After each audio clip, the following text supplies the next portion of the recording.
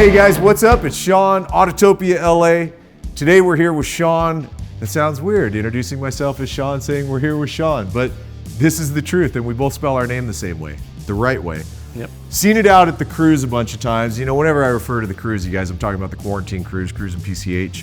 First thing that stood out was the obvious thing. It's really friggin' loud. There's a massive blower sticking out the front. And then you look for you as you drive away and you're on the wrong damn side of the truck. So it's like, technically it's the right side of the truck, but this is incorrect true. for, you know, this state, is true. So. First off, like, what'd you start with? How long have you had it for? Is it a clean truck? Is it a beater? Is it, you know? I've owned it for 7 years now. It's been drivable for 5. The first rendition was a small block, just a crappy notch in the bed, and moved down to Vegas and just kind of blew it apart. I wanted to put a big block in it, started picking away at it, and a buddy of mine was helping me. I go, hey, hand me the steering wheel, and I was on the passenger side. I just kind of held it there, sitting on an egg crate, and I went, all right, no, I'm doing right-hand drive. So you converted the whole thing over to yeah, right-hand? it's basically moved it all over. Nobody knows it, but I'll give you the inside. The steering box is a 63 split window Corvette. Really? So it's a Chevy car box, nothing fancy, no European stuff. Cut-off wheel and a welder and a 30-pack, and basically you got a right-hand drive vehicle. That's all it takes. It used to be a long bed. I cut it down to a short bed, which is one of the kind of saving graces of the truck, because everybody loves short bed. When I was in Vegas, just kind of going through building it, I was going to do a GSI back half or a Porta-Built, you know, front cross member and all that, and started looking at it, and I wanted to cut the frame up, plate it, and box it, make it all, you know, strong and everything. Yeah. One frame rail had like 50-something holes in it from the factory. Whatever they are for, I have no idea. But I didn't want to fill all those holes and then plate the frame. Yeah. So I just took the cross member out, the rear end, the trailing arms, and laid it in the garage floor and just built the frame bumper to bumper. So it took about a weekend. The shop I was working at in Vegas, you guys actually did the Roadrunner. And I worked for Dustin at Nostalgia, yeah. And I threw the frame on the chassis table and then kind of mirrored all of this to it and then built the widths that I needed to once I got them back to the house. So it was about a weekend to build the frame rails, but probably a good month and a half to do the full structure, rolling chassis, brake lines, fuel lines, all that stuff. So. Yeah. Like the whole truck's built by you. Yeah, I mean, I got a decal on the back window that says built, not bought. So yeah, I mean, I noticed that. If I can't build it myself, obviously I'm gonna, you know, scrounge up every nickel and penny I can, you know, from working at the shop and whatnot to afford, you know, the jewelry box that, you know, I've always dreamed of owning. Which is, by the way, let's talk about this because this is really beautiful. What is the engine on this? It is a 454 bottom end out of a 75 C10. The heads are now 118 or 120 cc. They're a lot larger valves.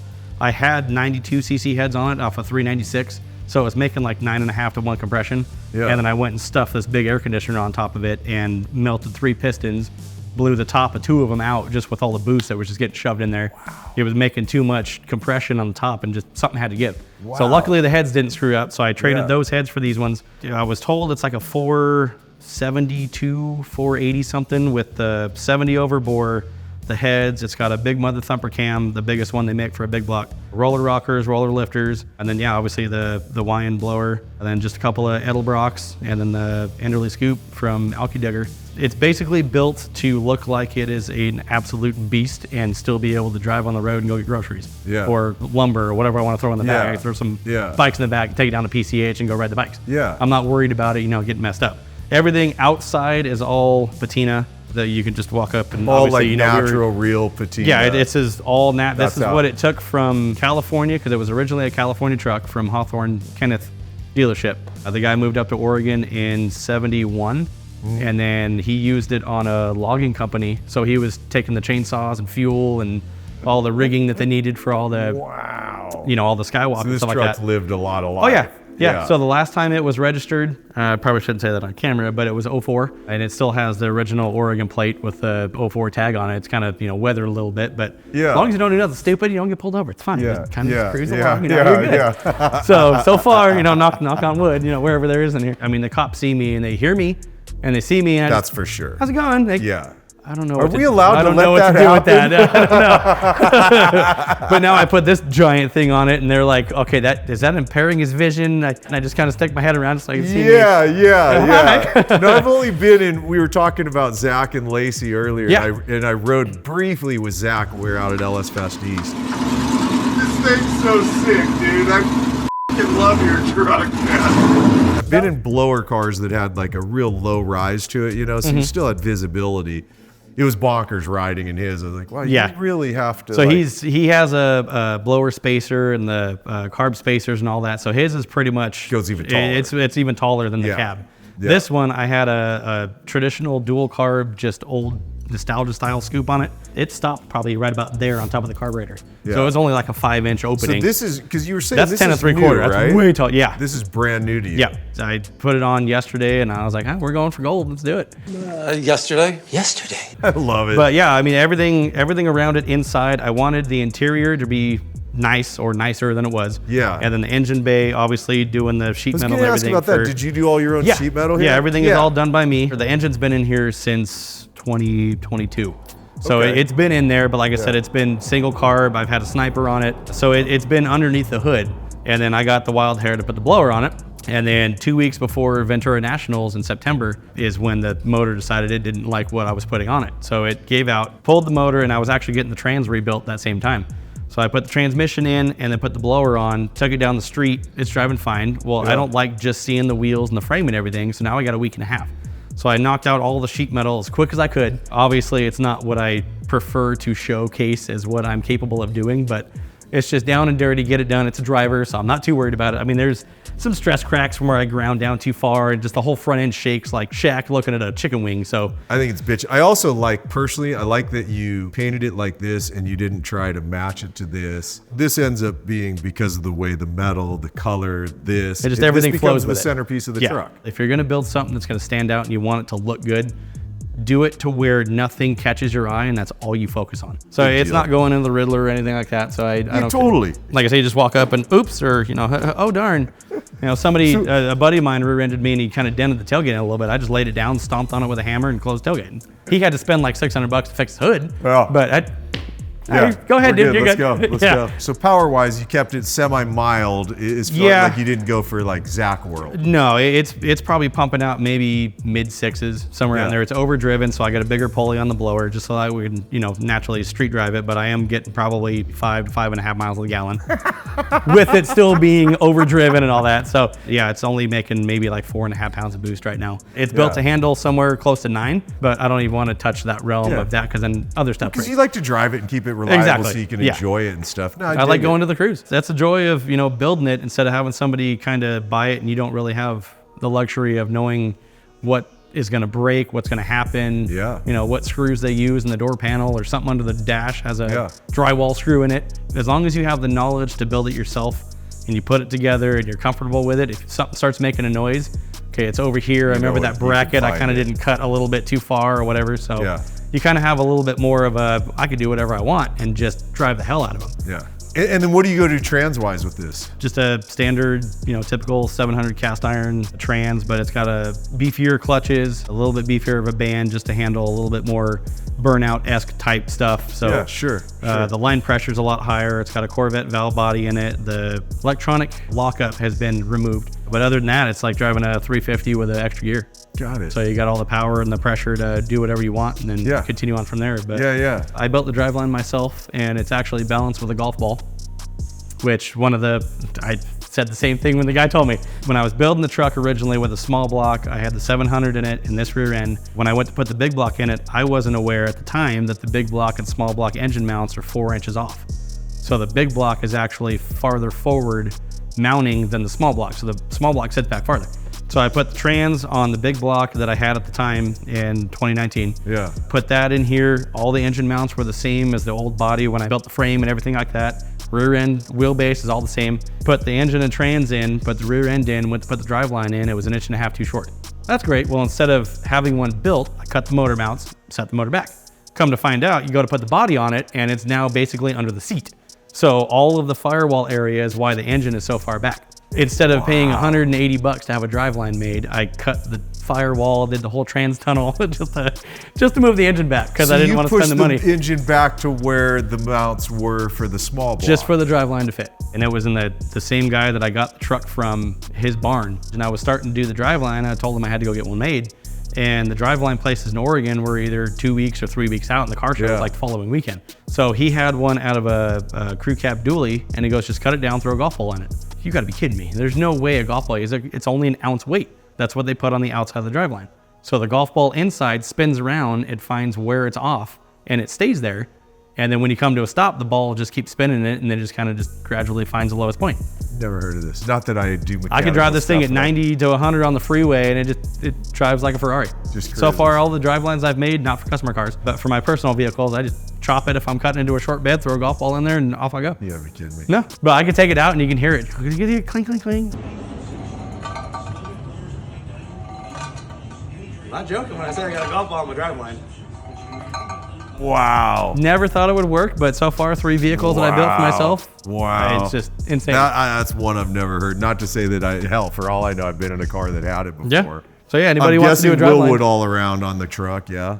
For these trucks, the 60 to 66, the ball joints need to be changed, and you can run the 73 to 87 spindles, disc brakes, all that stuff. Oh, that's cool. So it's a 73 to 88 disc brake with a 2-inch drop spindle from CPP, and then the rear is a CPP rear disc brake conversion kit for a 10-bolt. Got it. So then it's just a Willwood Master on Yeah, there. yeah, it's a 1-inch bore. There again, just something fancy to clean up the engine bay. You do your own plumbing too? Mm-hmm. Yeah, all the brake lines, the fuel lines, those are all 3/8 copper. All the air lines for the truck front to back, that's all 3/8 copper. Just to give it, a little bit extra, pizzazz. I built it to drive. I built it to be able to be repaired. So I guess in a way it's got that fix or repair daily Ford mantra to it, but it's a Chevy. It's a runner, it does continue to run and drive, but if it were to happen, it is fixable. I dig where you put your exhaust. I noticed that at the last cruise when you started to pull Yeah, out. there's no cutouts. There's no mufflers under the cab. It's straight from It's just head straight to piped, huh? It's head to header out. Yeah. straight out. I have a 3 or 3.5 inch Dynamax race muffler, so it's straight through, but it has that honeycomb baffle inside of it. And then I have a 4-inch diameter ring with a 2.5 inch hole in the center of it that the muffler is welded to. And just behind where they're kind of kicked out of the fender, I have that ring welded inside there, so it kind of baffles it, and it also gives it back pressure. Having the back pressure on it, it's still loud, which the neighbors do not like, but I don't care because I don't live around where I park the truck, so it's fine. It runs great. I built the headers myself from head to fender. They're actually the big block headers that came off this engine out of my buddy's truck when I bought it from him in 22. What's the wheel tire setup on here? The fronts are 5-lug because the 73 to 88, and the rear is still the factory rear end out of the 64, so it's a 6-lug. It's still the stock rear end? Yeah, still stock. It's peg leg, it's 1-tire fire, but I mean, with this engine, I go straight and it doesn't matter. So you can laugh at me all you want when you're going woof, woof, woof, and you're looking like the Mustangs going through the mall parking lot, just mowing people down. I'll keep just blowing by you, rolling smoke. So the front tires and the rear tires were trailer tires for trailer use, not for highway use, all that stuff, because I worked in Oregon at building trailers. And while I was there, I was building the truck. So it's I believe a 215/75, and the fronts are 205/60s, I think. What a trip. There again, it's factory width. The bed, it's not a narrowed rear end, so I couldn't put anything too fat back there. Got it. So you didn't have to narrow it. You didn't have to tub it out. No, those are actually trailer fenders as well. These are trailer fenders? Yeah. And then the rings, these are just a 3/16 plate that have been cut in, I think a 16th or an 8th larger diameter than the lip of the wheel. So these are just to popped create in. the look of like a bead lock. That's why I call them bead looks. Bead looks. Yeah. Oh my God. And I've got do you have it on the backs as well? Oh yeah, front and rear, yeah. The fronts are original Chevy steel wheels. The rears are the original that came off the truck. And then I put the beadlock rings on them, yeah. So I got 5-lug front and 6-lug rear. Well, actually 4-lug front and 5-lug rear because I'm missing a lug nut on each corner. What a trip. I didn't want to throw the balance off if I put actual lug nuts on each stud, so it rides smooth. What a trip. All right, let's pop your wood bed. I saw you doing that earlier. Yeah, I've got it on electric actuators. And the wood is actually off of a barn that got torn down in 58. They were 20-foot long pieces. So when this gets wet, you can't open this. It swells so much, you cannot open this thing at all. Wild. So I'm assuming, again, you've built all the framework for this and you shaped all the wood to notch it around and go around the beautifully perfect tailgate you have. Yeah, pretty much. I mean, like I said, it wasn't that dented, but there's a little extra kiss somewhere in this area right here where my buddy's Mustang, of all things, go figure, right? It's still open, but you can see the fresh wood. By the way, I like that you went the extra mile to pinstripe this small little zone in your tailgate. I had that pinstriped, and then when I had the hood, the factory spears that are on there and the from the factory. Yeah. I pinstriped the inside of that, so it's got the light blue, dark blue. Got it. So it tied I just don't have together it. Yeah, there I just don't have it in there now because obviously no hood. I noticed It's you got all- a beer opener right here. Yeah, I got a beer opener. I got sweet patinas, magnetic koozie, just stuck in there. I Oh, got come on. got a cooler, not to tell my secrets for everybody watching that, does car shows and whatnot. Well, but you just put bottles of water in there. of course, that need to use a bottle cap opener. But yeah, going back to the frame, it's all 2x4 box tube, bumper to bumper. I did the Watts link to keep the rear end centered because, like I said, it is factory. A panhard bar, it moves the rear end back and forth a ½ inch when you go up and down with the air suspension. So Watts link keeps it perfectly centered. Talk about where your bags are at and how and why you did that. Yeah, the frame is built in a way to basically sit all the way on the ground, and I can dump the rear bags and just drag the frame and throw sparks. On the road. On the freeway. I do it all the time. Freeway, the road. Anybody gets too close to me, I just dump it. They back off probably as far as the wall. The factory rear end and the factory trailing arms that I modified, kind of like a mini truck, so it's got the dual U-bolts instead of the singles that it used to have. Yeah. They sat at an angle and they go underneath the frame to a cross member that's underneath the cab. Then your drive line came through that same cross member. So to get it as low as I wanted and to have a little bit more stability into it, when I built the chassis, I just did the frame rails all the way to the rear end sitting on the ground, and then I brought them up. So I couldn't take the trailing arms under it, and I didn't want to take it over it because then the trailing arm would hit the bottom. So I just moved the trailing arm all the way out, did it like a normal 2-link style, but I'm using the factory parts because there again, if I can build it, I'll build it. So the airbags I mounted right off the side of the frame on top of that trailing arm. It gives it more rear stability, and the shocks are obviously right behind that, so everything is kind of just right there.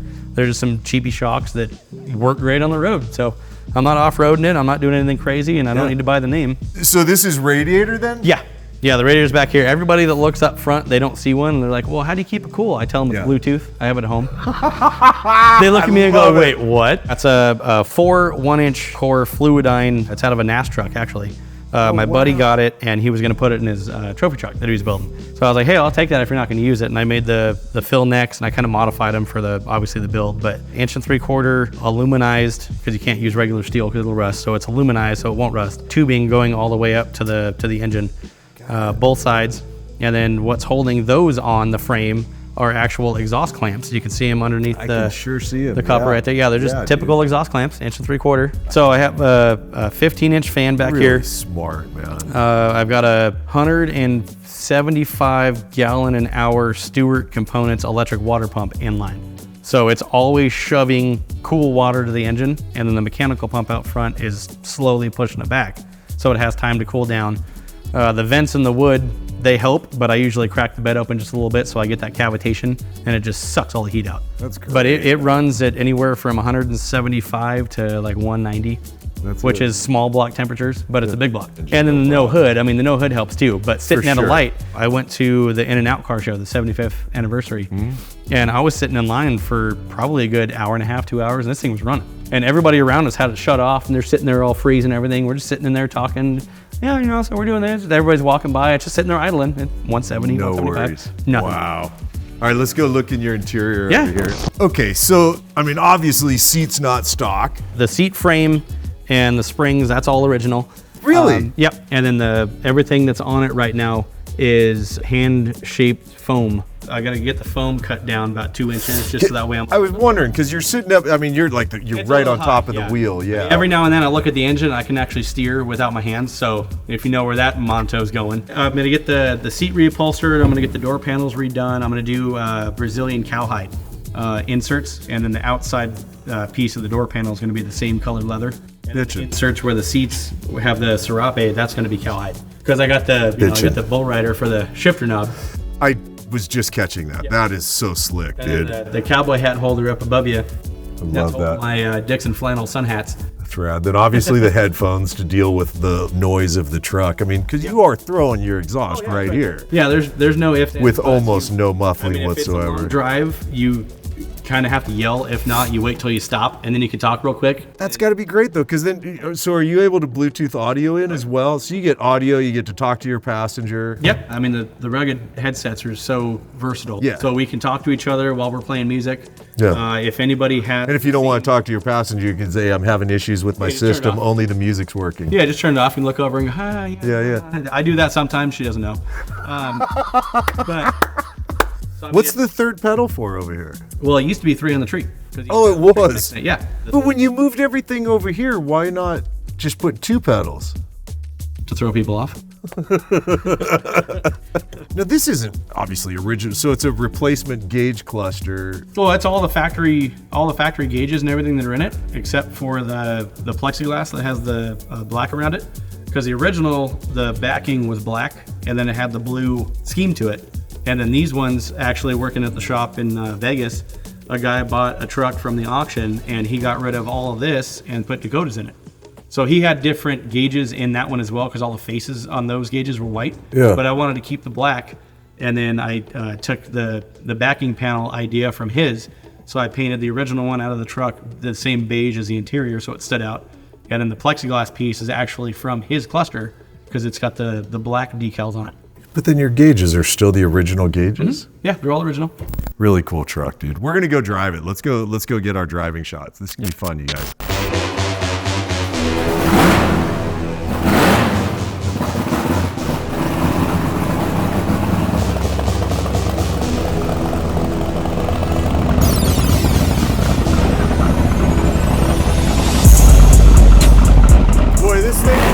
This thing couldn't get much more wild, dude. You gotta know I love the no seatbelt setup in here. Well, it's pre-needed it from the factory. I'm not talking about what the factory said. I'm talking about what the life of Sean says. It's funny, like I just started looking around. Anybody on the road is gonna naturally look, but with the headset on, it doesn't sound like it's that loud. No, if you take them off right now, you're like, okay, that's a little louder than I thought. Yeah, it is. Holy crap. Yeah, we would definitely have to be yelling at each other. Yeah. And then your brake pedal doesn't work, so you don't have one over there. Oh, good to know. Did you see me? I have a bad feeling you're going to be messing with me quite a bit here. Nah, we're good. Yeah.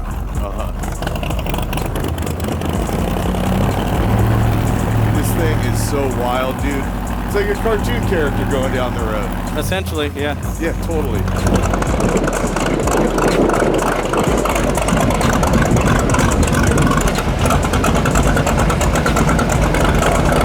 Oh my God, it's funny. I can see the people in the car looking over. Oh yeah. I get it every fucking time I drive this Oh, thing. and it does the auto leveling thing, huh? Yep. Yeah, there's a little bit more weight on your side of the car, so. Why? I mean, you got more facial hair. Maybe that's what it is. Dude, I love that you build something this crazy and you just... Oh, you drive it like a fucking Prius. Building it to drive it is just the ticket to me. Yep. Wow, it really eats the bumps. Yeah. I mean, we just hit one of those typical LA, like medium-sized speed bumps in the middle of the road. Yeah, the bumps are fine. It's the You just roll potholes that I'm concerned about. Yeah. Yeah, I've got it set up right now to where basically it's like right now making that turn. Yeah. Couldn't see shit. You're not seeing to your left at all. You got I mean, making that blind turn now, couldn't see anything. But it looks so damn cool out there. It really looks evil. So how long have you had it done like it is now? Well, I guess just yesterday that got added on. This rendition is Ventura National, so Labor Day weekend. Got it.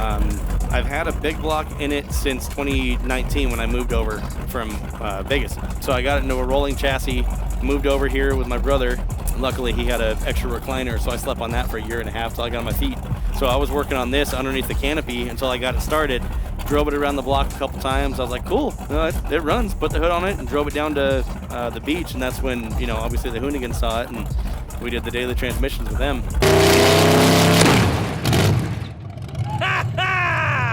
It's going on 3 years now, but it was drivable when I went from Oregon to Vegas. Yeah. And that's when the small block took a crap. So Yeah. So then I put the first big block in it, grenaded that one because I put this same cam and lifters and everything in it. And I didn't know that the Gen 5 and the Gen 3 big block, the cams and the blocks themselves are longer. So the Gen 5s are like the Merc Cruiser and like the offshore boats. Yeah. They actually have a front timing chain cover that's like a small block Chevy, so it sits back in the oil pan. All the other 80 to early 90s Gen 3 big block kind of has an underbite and it sits on top of the front of the oil pan. Not knowing that, I got sold a cam and lifters and everything for this generation for a Gen 5. And this was New Year's Eve 2022, I believe, is when I put the cam in. I broke it in, and it was literally like stroke of midnight. I'm out in the parking lot of the shop. I got the thing cranked up to like 2,500 RPMs, just waiting for it to do its thing. And about 3 minutes later, it started knocking, banging, popping, doing all sorts of stuff. So the following day, I went back to the shop, pulled everything back apart, pulled the cam out, and every lifter had a 90-degree shape on it with a little angle of the lifter being just worn out because the cam was too far forward, so it wasn't sitting underneath the cam. So it wore out basically 3/4 of the cam at a weird angle, and it just smoked that whole thing. Wow, dude. So a full day of install. Yeah, see, we got people standing there at the gas station walking over now. Yeah. So it's one of those that the guy was like, well, I don't know what to do. And then I called Comp, and they were like, yeah, it's whoever sold it to you. And I'm like, I'm not doing this back and forth stuff, man. Just send me another cam. So I took that engine out. I took it to my engine builder, and he goes, it's a coffee table. All right. So I literally made a coffee table out of that engine. I got a big piece of glass on top of it. Nice. I got pistons that came out of it holding the glass up. I bought this one for my buddy, and then obviously I've been building this one up with a full rebuild after the pistons, grenaded themselves and blew apart. So.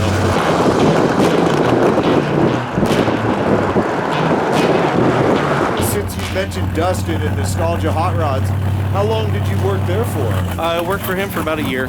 Okay. I actually worked on the Roid Runner. While I was there, I did some inner sheet metal stuff and small stuff. When I left working for Dustin, we were just starting to do that tail light panel, the brake lights and the running lights, where they glow a certain way. So the company directly across from his shop did everything plexiglass that you could possibly think of. And he's the one that did the shadow boxes and cut all the lenses, and then one of the guys at the shop put all the LEDs and everything around it so it would light up white, and then the brake lights and all that stuff. So we built the black Corvette as well. So, it's kind of cool to know that I did that as well. And then the first time I moved to Vegas in 2013, I worked at Rick's Restorations. They had the TV show, American Restoration, where they did the Coke machine, the gas pumps. Sure. I worked there for about a year and a half.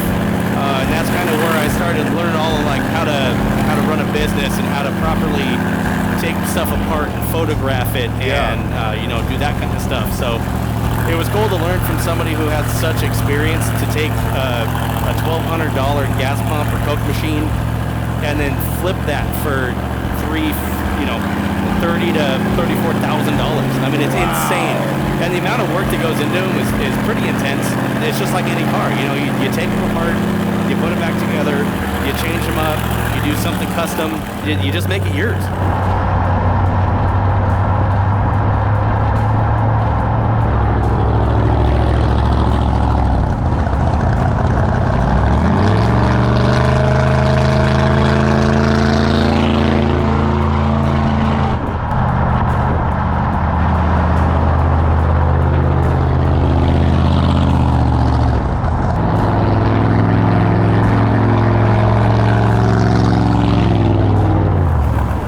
Crazy how good this truck actually doesn't do a lot of body roll and weirdness. I mean, the more air I put in it, the stiffer the ride is, the bouncier it is, and the less air, then obviously we're not getting over those, those ramps that LA likes to put in the streets. That's right. Yeah.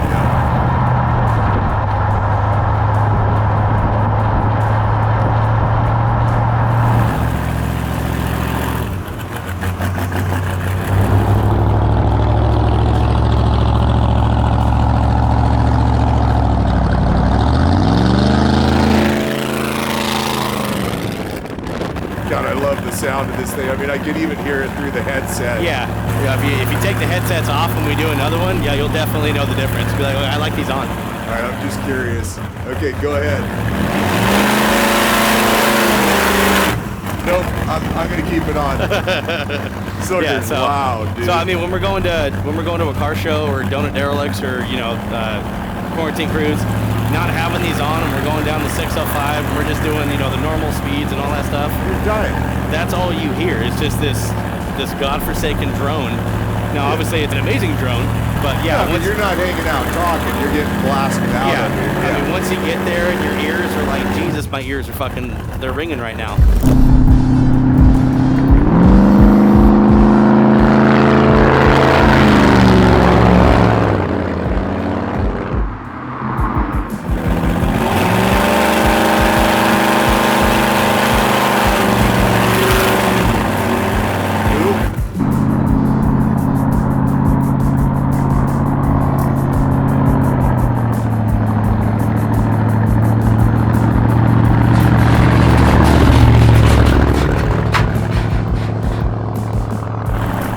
ahead and drop it.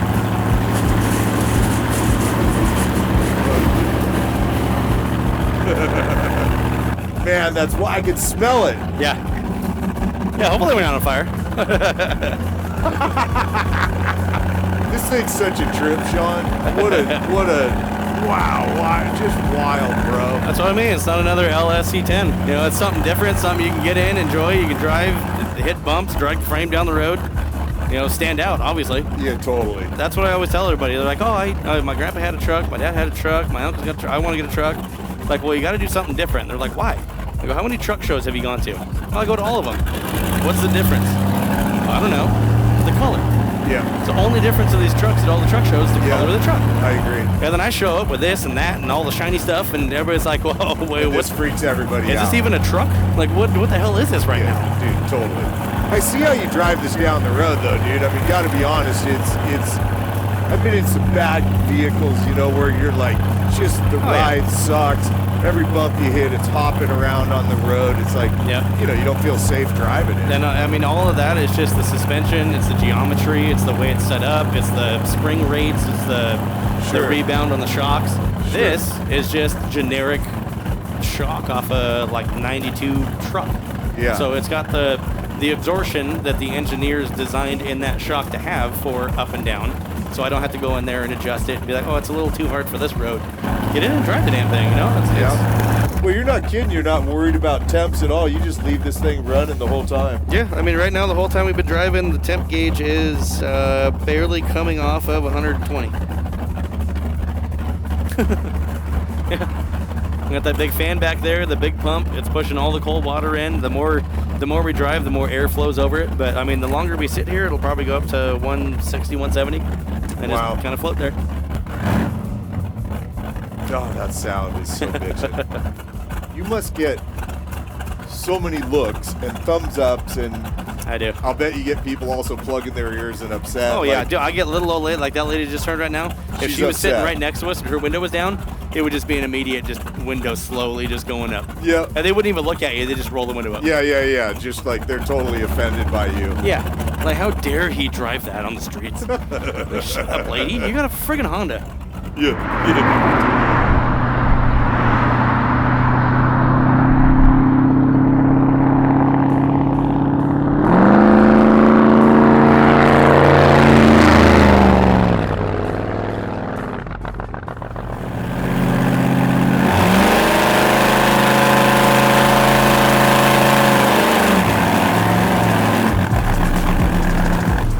I like it, and you're not scaring the piss out of me. Yeah, not yet. I like that part. I haven't really got into it yet. I know you haven't. And like I said, it's overdriven too, so it's not going to put a whole lot of boost to where it's just going to be chaotically fucking nuts. Yeah.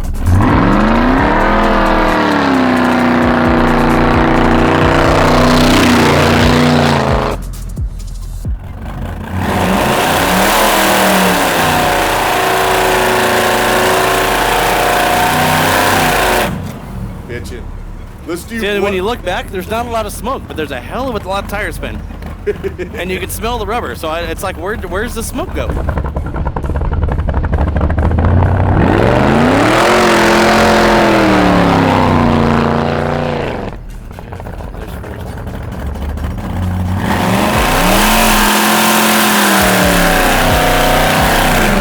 There's a little smoke and some rubber.